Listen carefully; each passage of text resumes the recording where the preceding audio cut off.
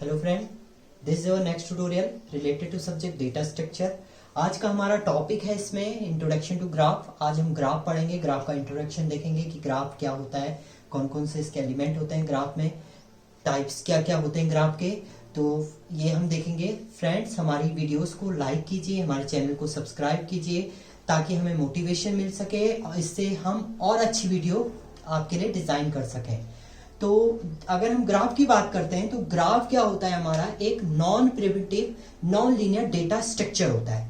जैसे हम ट्री की बात करते हैं तो ट्री भी क्या होता है, non primitive non linear data structure. Non linear का मतलब इसमें सीक्वेंस कुछ नहीं होता है, हम कहीं भी डेटा को क्या कर सकते हैं, store. Mainly graph, tree, stack, क्यों, ये मेनली डेटा को स्टोर करने के लिए हमारे यूज होते हैं। तो अगर ग्राफ की बात करते हैं तो ग्राफ क्या होता है, पहले थोड़ा सा हम डेफिनेशन देखते हैं, फिर हम इसे एग्जाम्पल के थ्रू प्रॉपर तरीके से देखेंगे। A graph G is an order pair of a set V of vertices and a set E of edges। मतलब जो ग्राफ होता है वो होता है collection of vertex and edges. सीधे हम बोल सकते हैं, अगर आपको ये डेफिनेशन नहीं लिखनी है तो डायरेक्ट लिख सकते हैं, graph is a collection of vertex and edges. तो अगर हम डिनोट करते हैं ग्राफ को तो G equal to V comma E, तो यानी वर्टेक्स और एजेस का ये होता है कलेक्शन। अगर हम कोई एग्जाम्पल की बात करते हैं, हमारे पास क्या है, ये डिफरेंट क्या है, नोड्स हैं। ये मान लो एक V1 नोड है, ये V2 नोड है, ये V3 और ये V4 है। इनको हमने आपस में क्या कर दिया है, कनेक्ट कर दिया है। जी हमने यहाँ पर लिख दिया E1, E2, E3, E4, E5, E6। अब हम अगर ग्राफ की बात करते हैं तो ग्राफ कलेक्शन होता है वर्टेक्स एंड एजेस। वर्टेक्स को एज अ नोड भी हम काउंट करते हैं। तो अगर हम वर्टेक्स की बात करें तो वर्टेक्स जो होंगे इस ग्राफ में, जो वर्टेक्स होंगे वो कलेक्शन होगा V1, V2, V3 and V4। तो जो ये नोड हम डिनोट करते हैं ये हमारे क्या होते हैं, वर्टेक्सेस होते हैं। और अगर हम एजेस की बात करते हैं, E एजेस को डिनोट करता है, E एजेस की बात करते हैं तो जो दो वर्टेक्स को कंबाइन करता है। यानी अगर हम V1, V2 की बात करते हैं तो इन दोनों को जो कंबाइन कर रहा है वो कौन कर रहा है, E1 कर रहा है। E1 जो है वो क्या है, यहाँ पर एक एजेस है। तो एजेस की अगर हम लिस्ट की बात करते हैं तो E1, E2, यहाँ पर जो एजेस बने हैं E1, E2, E3, E4, E5 and E6, E3, E4, E5 and E6, ये हमारे क्या हो जाएंगे, इसमें एजेस हो जाएंगे। या तो हम एजेस को ऐसे भी रिप्रेजेंट कर सकते हैं, दूसरा हम एजेस को एक सीक्वेंस के थ्रू भी डिनोट कर सकते हैं। जैसे V1, V2 के बीच में एक एज है तो V1, V2 ये लिख दिया हमने, तो ये ऑटोमेटिकली पता चल जाएगा कि V1 और V2 के बीच में एक एज है। ऐसी V2, V3 के बीच में है तो V2, V3 ये एक एज हो जाएगी। इसके अलावा V3, V4 के बीच में भी एक एज है, V3, V4 हो जाएगा। इसके अलावा V4, V1 के बीच में भी है तो V4, V1 भी लिख सकते हैं इसको, और V1, V4 भी लिख सकते हैं। तो क्योंकि इसमें कनेक्टेड डायरेक्शन कुछ नहीं है तो इस टाइप से हम इसको डिनोट कर सकते हैं। तो ये था ग्राफ, इसमें वर्टेक्स क्या होते हैं, एजेस क्या होते हैं।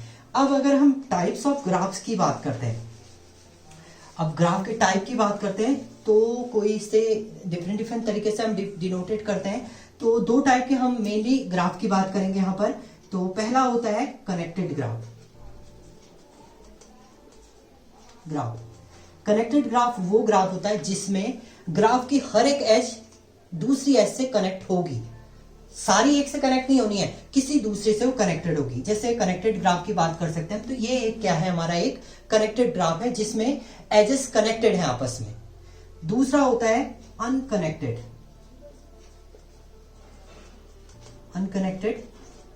ग्राफ। अब अनकनेक्टेड ग्राफ की बात करें तो मान लो ये V1 है, ये V2 है, ये कनेक्टेड है, ये V3 है, ये V4 है, ये कनेक्टेड है। ये ग्राफ है पूरा, बट इसमें क्या है, ये V1, V2 कनेक्टेड है, V3, V4 कनेक्टेड है, बट ये आपस में एक दूसरे से यहाँ कोई एक नोड जो है कनेक्ट नहीं है। इन दोनों के बीच में या तो इन दोनों के बीच में कोई लिंक होता है या इन दोनों के बीच में कोई लिंक होता है, तभी क्या होता है, कनेक्टेड ग्राफ होता है। बट यहाँ पर लिंक है नहीं, तो यहाँ पर लिंक क्या हो गया, इसका कैंसिल हो चुका है, तो ये कहलाएगा हमारा अनकनेक्टेड ग्राफ। एक तो टाइप ये होता है। दूसरा टाइप, इसमें एक टाइप और होता है, एक होता है डायरेक्शन ग्राफ और एक अनडायरेक्टेड ग्राफ। तो अगर टाइप की बात करें, दूसरा टाइप हमारा ये भी होता है, एक होता है डायरेक्टेड ग्राफ, डायरेक्टेड ग्राफ वो ग्राफ होता है जिसमें डायरेक्शन गिवन होगा कि हमें किस नोड से किस नोड की तरफ जाना है। जैसे अगर हम इसकी बात करते हैं तो ये अनडायरेक्टेड ग्राफ है। क्यों? क्योंकि हमें पता नहीं है V1 से हम V2 में जा रहे हैं या V2 से V1 में, क्योंकि हम दोनों डायरेक्शन में चल सकते हैं, V1 से V2 में भी जा सकते हैं, V2 से V1 में भी आ सकते हैं। बट अगर डायरेक्टेड ग्राफ की बात करेंगे तो अगर ये कोई ग्राफ है हमारा, तो इसमें क्या होगा, डायरेक्शन फॉलो होंगे कि कौन से नोड से किस नोड की तरफ जाना है। जैसे V1 है, V2 है, V3 है, V4 है, तो इसमें है V1 से V2 में जा सकते हैं, बट V2 से V1 में हम नहीं आ सकते क्योंकि इसमें डायरेक्शन इसका नहीं है। तो ये होते हैं हमारे डायरेक्टेड ग्राफ जिसमें क्या बना होगा, एरो बना होगा। दूसरा होता है अनडायरेक्टेड ग्राफ। अनडायरेक्टेड ग्राफ में क्या होगा, हमारा डायरेक्शन कुछ नहीं गिवन होगी, डायरेक्ट ये क्या होंगे, आपस में कनेक्टेड होंगे, कोई डायरेक्शन इसमें गिवन नहीं होगी। तो ये हो जाएगा हमारा अनडायरेक्टेड ग्राफ। तो ये थे इसके टाइप्स ऑफ ग्राफ। इसके बाद एक मेन चीज हमें इसमें याद रखनी है। अब इससे पहले हमने पढ़ा था ट्री और दूसरा है ग्राफ। ये पेपर में बहुत पूछा जाता है कि कोई एक ग्राफ ट्री हो सकता है या ट्री ग्राफ हो सकती है।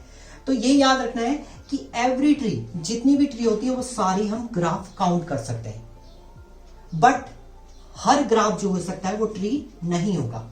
ये क्यों होता है? क्योंकि ट्री जो है, ट्री अगर स्ट्रक्चर की बात करें तो ट्री में कभी भी साइकिल नहीं बनती है, जबकि ग्राफ में देखो यहां पर साइकिल बन रही है। अगर ये ग्राफ की बात करें तो ग्राफ में क्या हो रहा है, साइकिल बन रही है, तो ट्री में कभी भी साइकिल नहीं बनती है। तो ये एक इंपॉर्टेंट पार्ट है इसका, नोट करने लायक, कि जितनी भी ट्री होती है उन सभी को हम ग्राफ बोल सकते हैं, बट सभी ग्राफ को हम ट्री नहीं बोल सकते हैं। तो ये पॉइंट भी आपको पता होना चाहिए।